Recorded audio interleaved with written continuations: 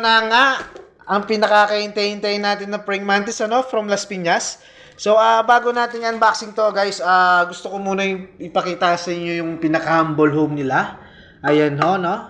Ayan no. So gawin muna natin yung bahay nila no bago natin sila ilabas. So meron tayong deadlift dito. Uy, pasit kanton. Baka naman. So meron tayong deadlift dito. Huwag na natin pakaganda-ganda. Yung simple lang siguro no. So ayan no. Durugin natin ganyan. Ayan no. Tapos ikalat lang natin sa loob ng enclosure nila. Ayan. Ayan no.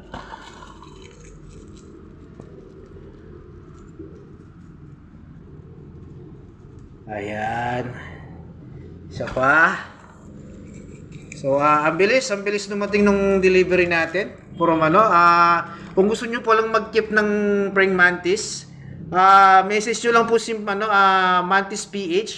Big shoutout nga pala sa'yo, boss. Thank you sa mabilis na serbisyo. So, bigyan natin sa ng konting landi, Ayan, fake plants, ayan po. Huwag na natin arte-arte yung natin. So, ayan, pwede na yan. Diyos ko po. Ayan. So, game na. Unboxing na natin to. Pinaka-paboritong gawin ng henerasyon ngayon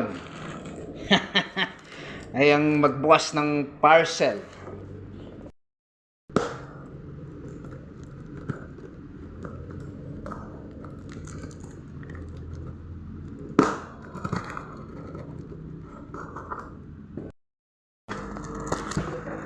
Sana buhay. Kasi galing pang Las Piñas. Ay. And sana meron ding freebies.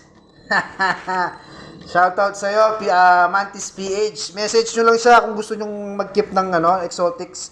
Marami siyang alagang So, eto na yun. Eto na. Eto na nga. Focus. Buhay, gumagalaw. Buhay, guys. Nice.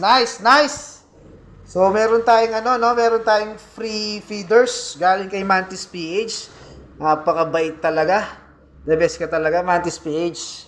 Lodi, Pet Malo. So, ito yung green mantis natin. Okay.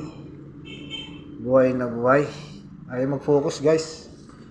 So, yeah. So, ayan. Buksan na natin. What's up, puto? Okay. Hello. Ayan siya. Good condition, guys. Iba ka talaga, Mantis PH. So, ilagay natin siya sa bahay niya, Uy. So, ayan siya, Mukhang gutom.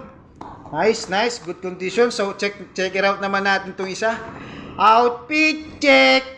Check it out natin itong color brown na nymphs. What's up, puto? Good condition, guys. Nice. Mukhang gutom. Pagod sa biyahe. No? Okay. Nice. So, yun. Good. Okay naman silang dumating dito sa akin. So, salamat, Mantis PH. God bless. Yun lang.